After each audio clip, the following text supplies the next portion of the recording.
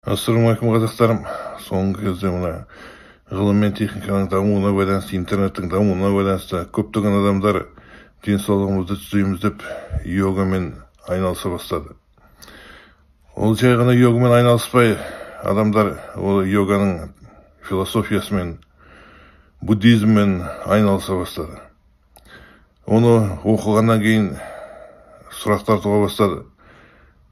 Өткен өмірімізде біз кім болдық, өлгеннен кейін кімге айналамыз деп, реинкарнация туралы сұрақтар туа бастады. Бұлардың ішінде өкінішке орай біздің бауырларымыз бен қарындастарымыз да бар, исламда жүрген. Сонымен тыңдаңыздар. Жан мәңгілік, оған ешкім таласпайды.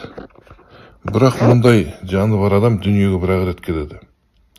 Ал қайтыс болған кезде жан оның денесін тастап, басқа өлшемге Құранда айтылғандай барзақ әлеміне ауысады. Және сол жерде ұйықтайды. Қиямет күні бастағанда ол өзінің істеген әрекеттер үшін жауап береді. Адам қайтыс болғаннан кейін жанға біздің әлемге жол жабылады.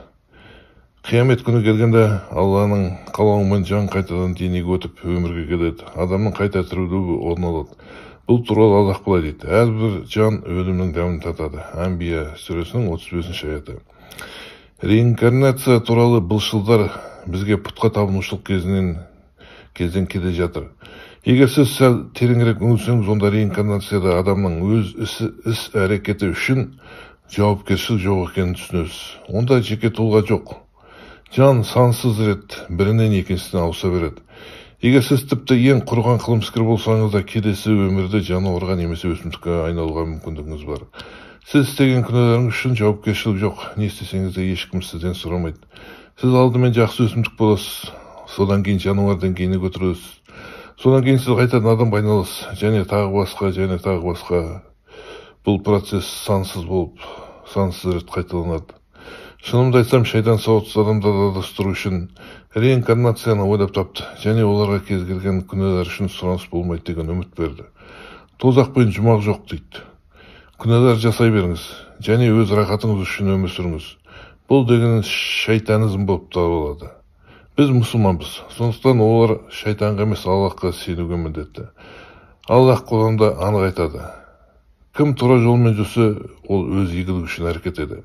Ал кім адасса, ол өзіне зиян тигізеді. Бірде-бір жан біреудің ауыртпалығын, күнәсін көтермейді дейді. Әл-Исра сүресінің 15-ші аятында. Көріп отырсыздар, әр адам тек өз үшін ғана жауап береді, біреу үшін жауап бермейсіздер. Көріп отырғаныңыздай, бұл дүниеден жан тек бір рет қана пайда болады бұл дүниеде. Және адам қайтыс болғаннан кейін Құдайдың алдында тек өз басы үшін, тек өз істері үшін ғана, өз күнәсі үшін ғана жауап береді. Кейбір адамдар спиритизм сеанстармен, рухтармен сөйлесуші деп сұруы мүмкін. Жауап берейін. Рухтармен және өлгендермен байланыс деген жоқ. Бұл ертегі, шайтанның ертегісі. Бұлар шарлатандар мен жындар елді ақымақ етіп жүрген. Сіздің ақшаңызды алып, барлық сансыз, шексіз және шетсіз мақсаттар тек жалғыз Аллах Тағалаға иесі.